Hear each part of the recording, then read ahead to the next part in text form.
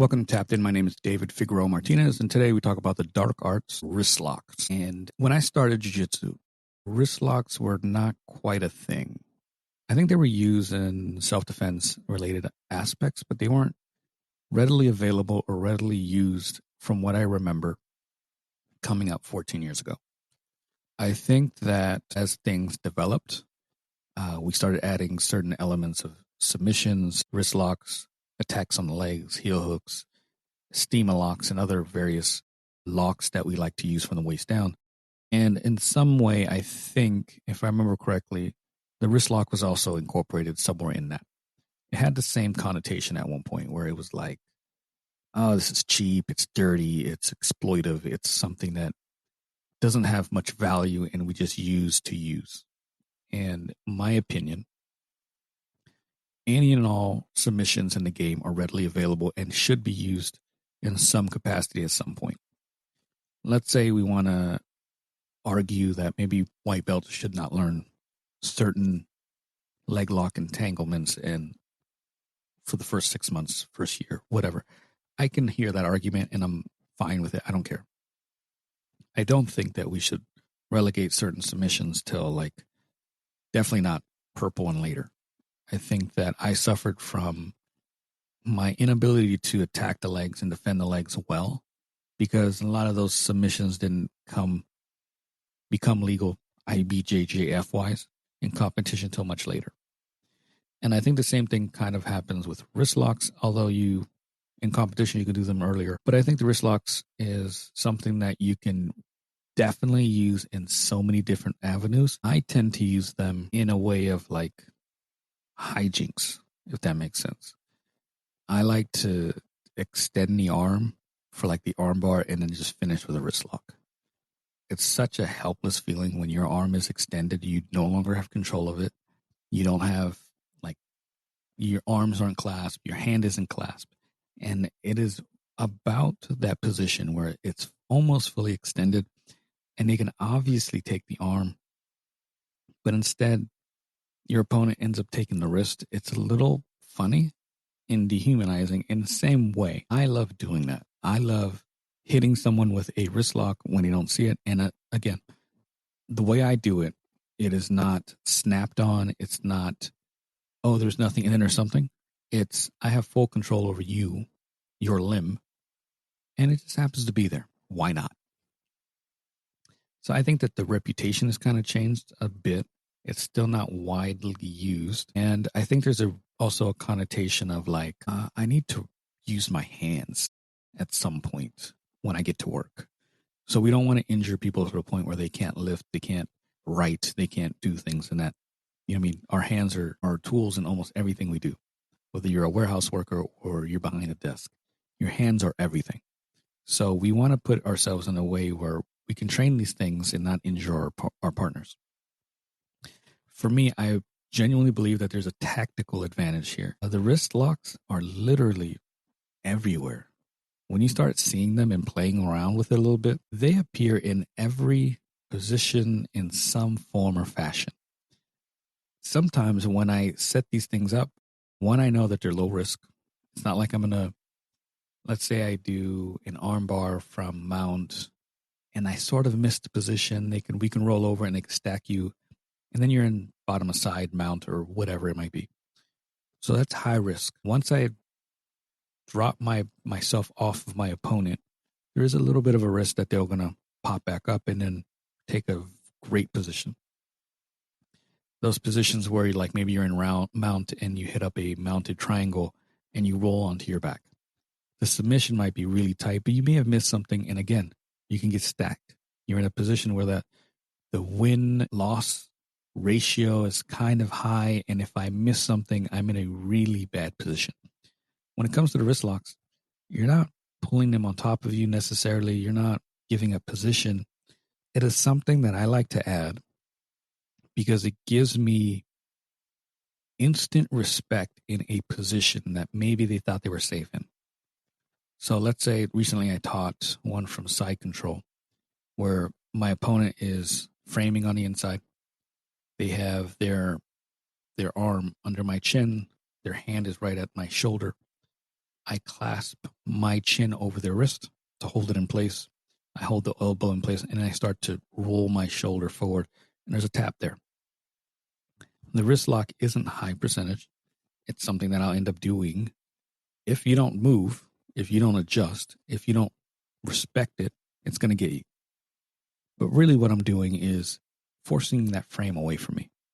So when I start to flex into that wrist lock, their option is leave it there, let me keep it, I go home with a wrist, or you're going to move your arm.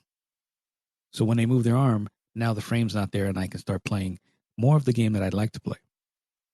So there's this tactical advantage that I absolutely love in those elements where I can threaten the wrist enough for them to understand what's happening, and maybe there's a little element of pain there. Not enough to get injured, not enough to make someone want to quit the sport, other than maybe embarrassment. But they move the elbow a certain way. They hip escape a certain way. They want to get to their side more to try to defend the wrist lock. All these things are things that you could start anticipating so that when you hit that little threat with the wrist, they start doing things automatically. It's not something that you can necessarily gut out because it feels so awkward. And again, we value our hands and our wrists. So you're going to move. And in that movement, there's plenty of space for me to then enjoy and attack and take advantage of. And that's really what I use them for. I don't get a ton of submissions off of it.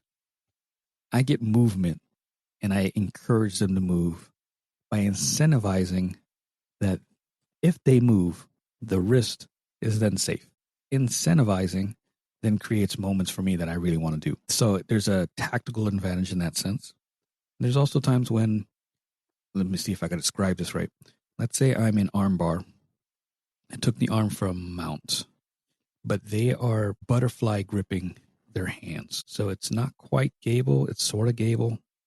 I think it's not, I could say it's gable. And they're not S gripping when you have all four of your fingers intertwined and you're hooking against each other. It's more of a butterfly grip or gable grip. I can use, if I have control of both arms, I could use a little bit of a wrist lock there to force them to open up the arms. So that's another position that I love utilizing that in. Yes, I could probably finish the wrist lock, but really it's about forcing you to make a decision that you don't want to make. And the immediate threat is the one you're going to respond to.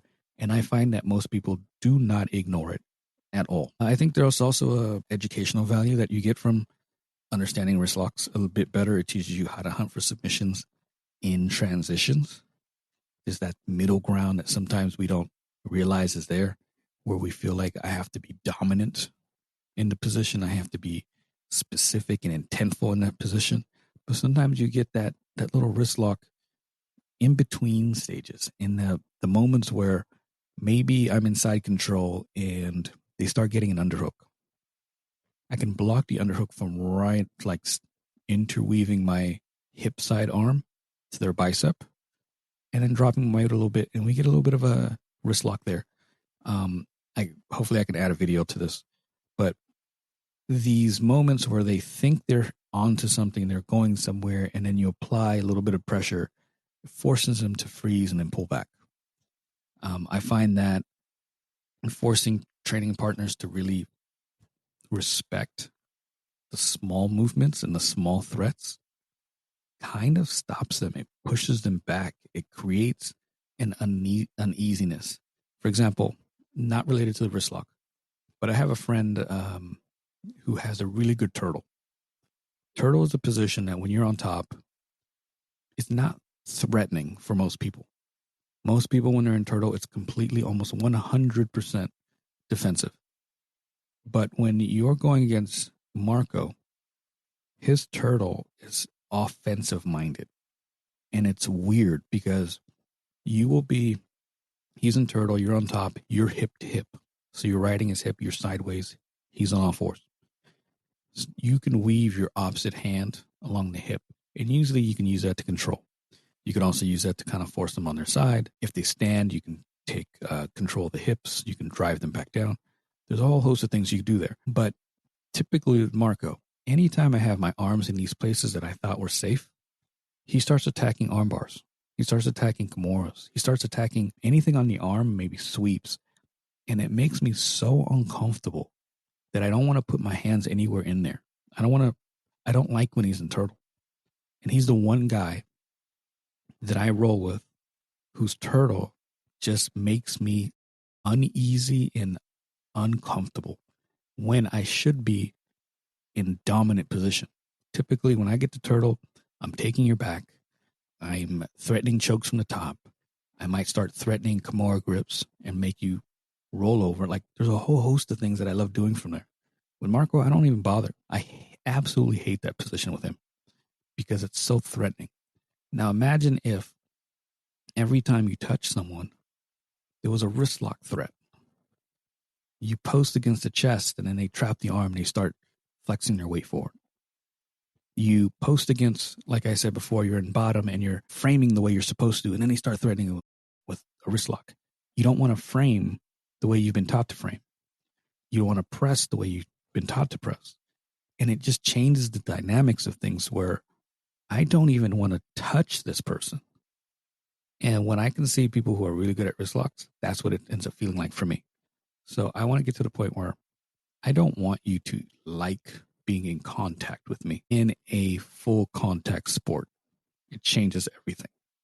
Now, with all this being said, there's a responsibility to this. And we have to be super responsible in that when we use these wrist locks, we're careful who we're doing it with. We understand our partner's tendencies. Some people like to spaz out or muscle out of things, or they do knee-jerk reactions. If you don't trust your opponent's responses, don't even try it. I think that there's sometimes we'll do something kind of like when we do heel hooks. You have to trust that your partner knows the escape and that he's not going to go the opposite direction and just shred his knee. The same with some wrist locks. I want to make sure that my partner isn't going to explode out of something in a way that maybe I fall on top of the wrist, or my weight falls on, or their weight falls on top of it. So we want to be careful of that as well. I had a training partner who I will not name, who I was not a fan of. He always rubbed me the wrong way. And one day I was in side control and I'm trying to escape, and he dropped his full 240, 250 pound chest right on top of my wrist. And I was writhing in pain. He just sat there like a stone cold serial killer. Didn't say sorry. Didn't say, hey, you okay? Didn't say shit.